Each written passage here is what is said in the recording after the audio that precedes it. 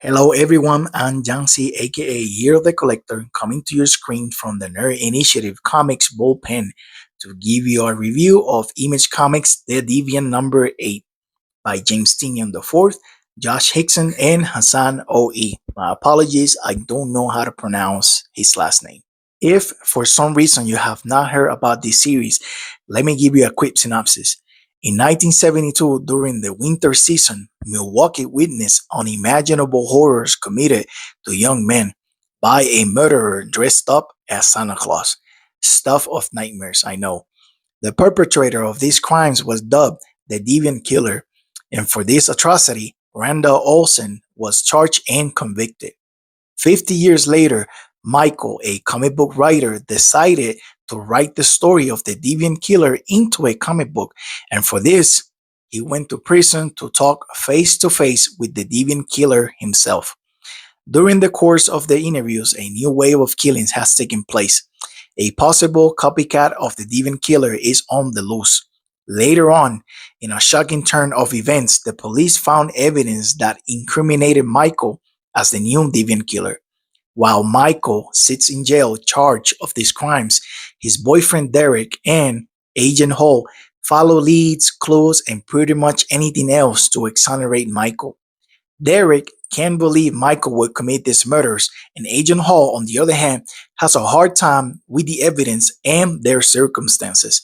Many things are revealed about Randall, who's serving time for the original Deviant murders, and about Michael, who always had an affinity for the macabre.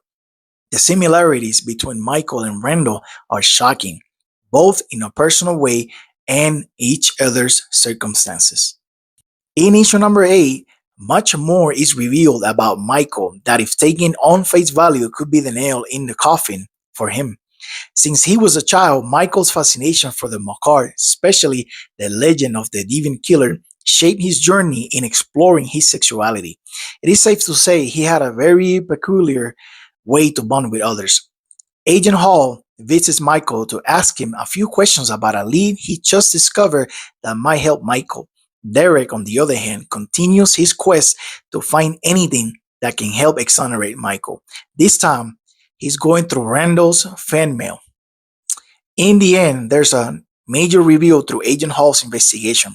There's been a couple more murders while Michael has been sitting in prison, and instead of seeing this as evidence that Michael is innocent, they think Michael has an accomplice on the outside.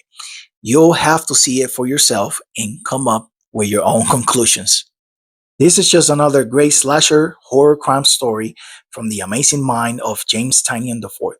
No one is pushing out more content of this genre than Tynion.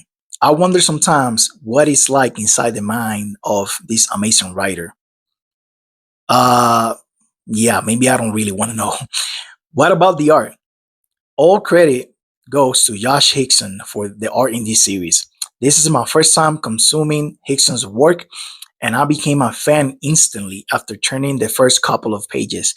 There's something about Hickson's pencils, and especially the coloring, that brings the tension, the emotions, but above all, the horror in the story to life.